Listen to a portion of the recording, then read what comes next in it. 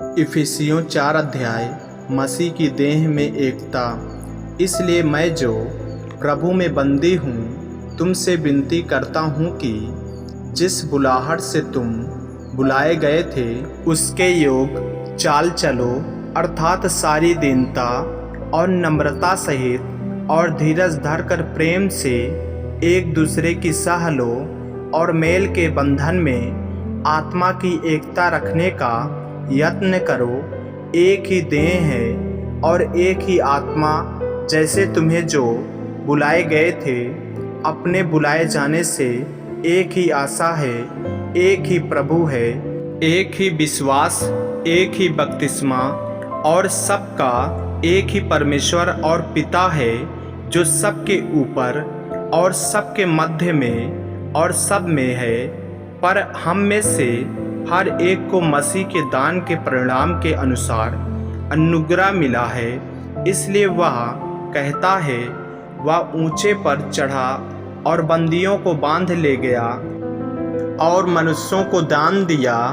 उसके चढ़ने से और क्या पाया जाता है, केवल यह कि वह पृथ्वी की निचली जगहों में उतरा भी था, और जो उतर गया या वही है जो सारे आकाश से ऊपर भी चढ़ गया कि सब कुछ परिपूर्ण करे। उसने कुछ को प्रेरित नियुक्ति करके और कुछ को भविष्यवक्ता नियुक्त करके और कुछ को सुसमाचार सुनाने वाले नियुक्त करके और कुछ को रखवाले और उपदेशक नियुक्त करके दे दिया, जिससे पवित्र लोग सिद्ध हो जाएं और सेवा का काम किया जाए और मसीह की देह उन्नति पाए, जब तक कि हम सब के सब विश्वास और परमेश्वर के पुत्र की पहचान में एक न हो जाएं और एक सिद्ध मनुष्य न बन जाएं और मसीह के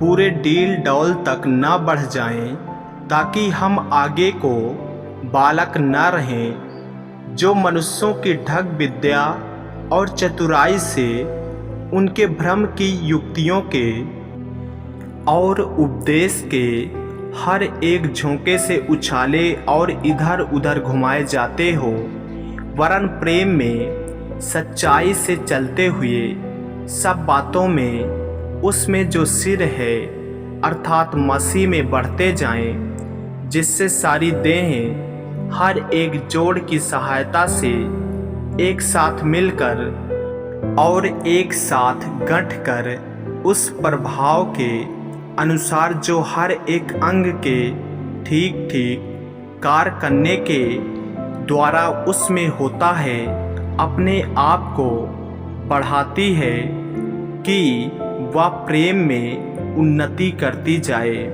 मसीह में नया जीवन। इसलिए मैं यह कहता हूँ और प्रभु में आग्रह करता हूँ कि जैसे अन्य जातियाँ लोग अपने मन की अनर्थ रीति पर चलते हैं, तुम अब से फिर ऐसे न चलो, क्योंकि उनकी बुद्धि अंधेरी हो गई है और उस अज्ञानता के कारण जो उनमें है और उनके मन की कठोरता के कारण वे परमेश्वर के जीवन से अलग किए हुए हैं और वे शून्य होकर लुचपन में लग गए हैं कि सब प्रकार के गंदे काम लालसा से किया करें। पर तुमने मसीह की ऐसी शिक्षा नहीं पाई, वरन तुमने सचमुच उसी की सुनी और जैसा यीशु में सत्य है उसी में सिखाए भी गए कि तुम पिछले चाल चलन के पुराने मनुष्यत्व को, जो भरमाने वाली अभिलाषाओं के अनुसार भ्रष्ट होता जाता है, उतार डालो और अपने मन के आत्मिक स्वभाव में नए बनते जाओ और नए मनुष्यत्व को पहन लो, जो परमेश्वर के अनुरूपी सत्य की धार्मिकता और पवित्रता में सिरजा गया है। इस कारण झूठ बोलना छोड़कर हर एक अपने पड़ोसी से सच बोले, क्योंकि हम आपस में एक दूसरे के अंग हैं। क्रोध तो करो पर पाप मत करो। सूर्य अस्त होने तक तुम्हारा क्रोध न रहे और न शैतान को अवसर दो। चोरी करने वाला फिर चोरी ना करे, वरन भले काम करने में अपने हाथों से परिश्रम करे, इसलिए कि जिसे प्रयोजन हो उसे देने को उसके पास कुछ हो। कोई गंदी बात तुम्हारे मुंह से न निकले, पर आवश्यकता के अनुसार वही निकले जो उन्नति के लिए उत्तम हो, ताकि उससे सुनने वालों पर अनुग्रह हो। परमेश्वर के पवित्र आत्मा को शोकित मत करो, जिससे तुम पर छुटकारे के दिन के लिए छाप दी गई है। सब प्रकार की कड़वाहट और प्रकोप और क्रोध और कलह और निंदा सब बैर भाव समेत तुमसे दूर की जाए।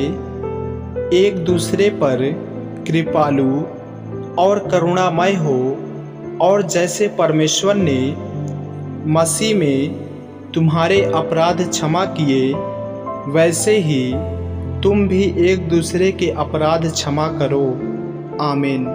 मेरे प्रियो, यदि आप इस चैनल पर नए हैं, यदि आपने अभी तक हमारे चैनल को सब्सक्राइब नहीं किए हैं, तो हमारे चैनल को सब्सक्राइब करें और बेल आइकन के बटन को दबाएं। और यदि आप हमारे फेसबुक पेज पर नए हैं, तो हमारे पवित्र बाइबल को फॉलो करें, लाइक करें, ताकि परमेश्वर का वचन आप तक पहुंच सके। जय मसीह की। प्रभु आपको आशीष दे।